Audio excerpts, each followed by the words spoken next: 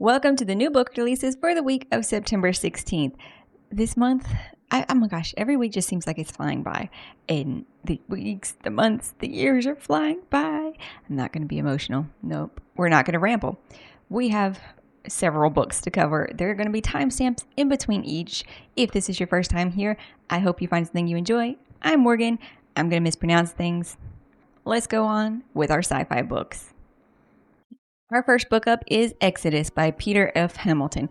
This one takes place, it's the Archimedes engine, and it takes place in the Exodus game world while not actually being connected exactly to where the game is taking place. This was just given as more world building, more depth, more story, creating the character designs and stuff, like species designs.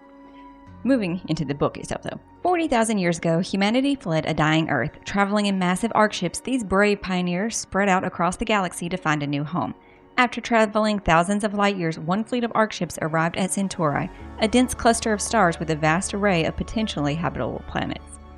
The survivors of Earth signaled to the remaining ark ships that humanity had finally found its new home among the stars. Among those yearning for a better life is Finn, for whom Earth is not a memory but merely a footnote from humanity's ancient history. Born on one of the Crown Dominion worlds, Finn has known nothing but the repressive rule of the Celestials, though he dreams of the possibility of boundless space beyond his home, of becoming a traveler. Next one up is Alien Clay by Adrian Tchaikovsky. This one was a little different for me.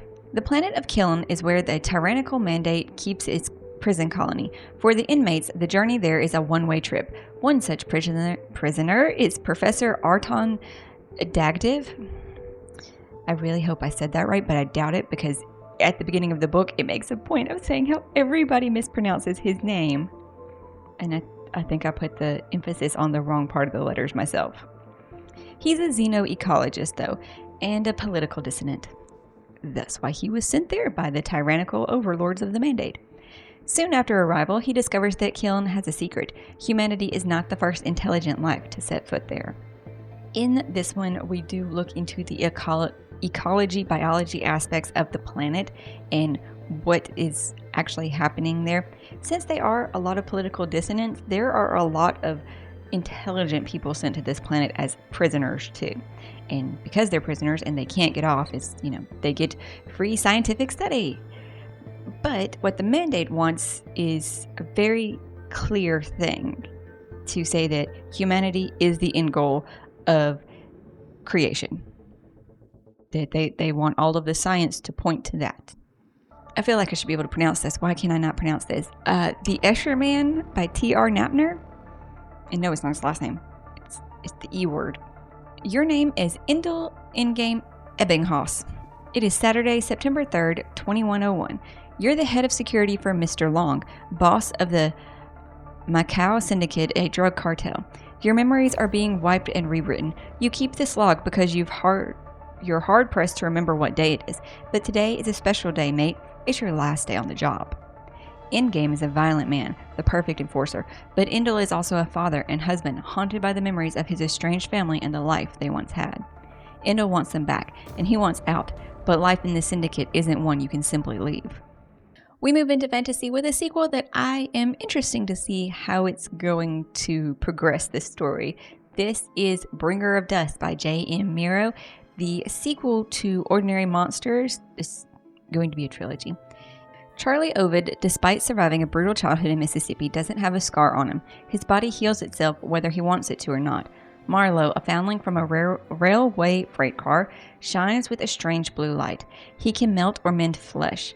When Alice Quick, a jaded detective with her own troubled past, is recruited to escort them to safety, all three begin a journey into the nature of difference and belonging, the shadowy edges of the monstrous.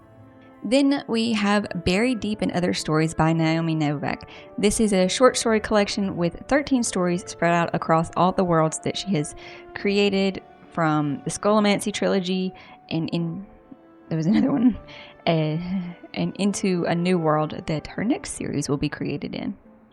Moving into a more dark academia setting, A Dark and Drowning Tide by Alison Shaft. Maybe dark academia is the wrong thing because they're not actually in a school setting. Lorelai Caskill, a folklorist with a quick temper and even quicker wit, is on an expedition with 6 eccentric nobles in search of a fabled spring.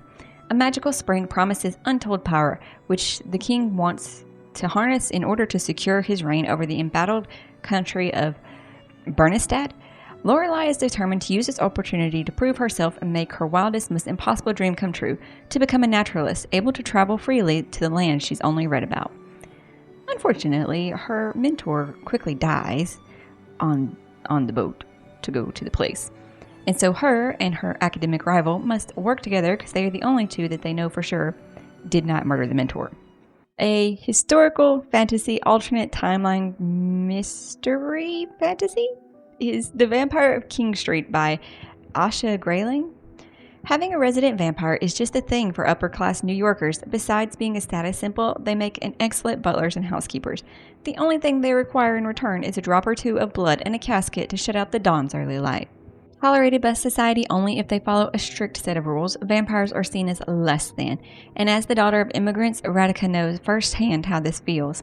Accused of murder, her undead client, Mr. Evelyn Moore, knows that the cards are stacked against him.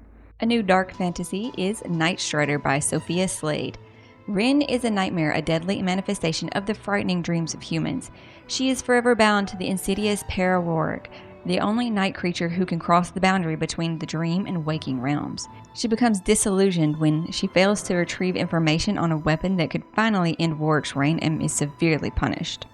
The waking world is no better off. Prince Cain Fallon, Warwick's ignorant human son, prepares to wed Elda Indolvason, the young queen from a neighboring kingdom. But Ella is more than she seems. She's a weaver, a protector of the ancient boundary that separates the realms, and she has lost a precious weapon entrusted to her. Their destinies collide with those of the two lethal nightmares. They're forced to band together and stop the vicious dictator and prevent the very fabric of reality from unraveling. Finally, we have An Academy for Liars by Alexis Henderson. Lennon Carter's life is falling apart. Then she gets a mysterious phone call inviting her to take an entrance exam for Drayton College, a school of magic hidden in a secret pocket of Savannah.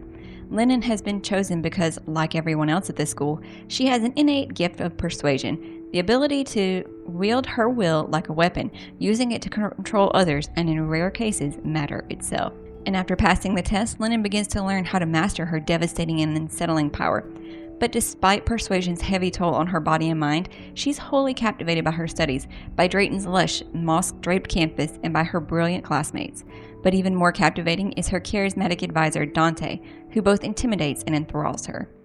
Our YA fantasy this week is The Lies We Conjure by Sarah Henning. Ruby and her sister Ren are normal, middle-class Colorado high school students working a summer job at the local Renaissance Fest to supplement their meager college savings. So when an eccentric old lady asks them to impersonate her long-absent grandchildren at a fancy dinner party, Ren insists it's a no-brainer. Make some cash, have some fun, do a good deed. But less than an hour into the evening at a mysterious Hegemony Manor, Ruby is sure that she must have lost her mind to have agreed to this. The hostess is dead, the gates are locked, and a magical curse ensures no one can leave until they solve both the murder and the riddles she left behind in just 3 days. We end the week with thrillers. The first up is The Butcher Game by Elena Urquhart. I know I didn't say that right. This is the sequel, though, or book 2 in the Dr. Wren Muller series, where it started with The Butcher and the Wren, and we were following the perspective of a serial killer. And our other perspective is forensic pathologist Dr. Wren Muller, as she is trying to track down this killer who's been using medical equipment in his work in the Louisiana Bayou. And I do believe this is a direct sequel based off the description that I already read and possibly spoiled myself. But in the first one, she is pulled into this case, and case after case is piling up on Wren's examination table, and soon she is sucked into an all-consuming cat-and-mouse chase, with the brutal murderer getting more brazen by the day. Lastly, we have one from the author of The Thursday Murder Club. This is a new series, We Solve Murders by Richard Osman. Steve Wheeler is enjoying retired life. He still does the odd bit of investigation work, but he prefers his familiar routines. The pub quiz, his favorite bench, his cat waiting for him at home. His days of adventure are over. Adrenaline is his daughter-in-law, Amy's job now. Amy Wheeler thinks adrenaline is good for the soul. Working in private security every day is dangerous. She's currently on a remote island protecting mega best-selling author Rosie D'Antonio until a dead body and a bag of money mean trouble in paradise. So she sends an SOS to the only person she trusts. As a thrilling race around the world begins, can Amy and Steve outrun or outsmart the killer? Solving murders, it's a family business. That's all for this week's list. Of course, if there were any other books that I didn't mention, feel free to drop them in the comments down below for everyone to find out about. If you enjoyed this video, you can go check out some more of my content and subscribe if you're liking my style. I really hope you're finding something awesome to read today, and I'll see you in the next one.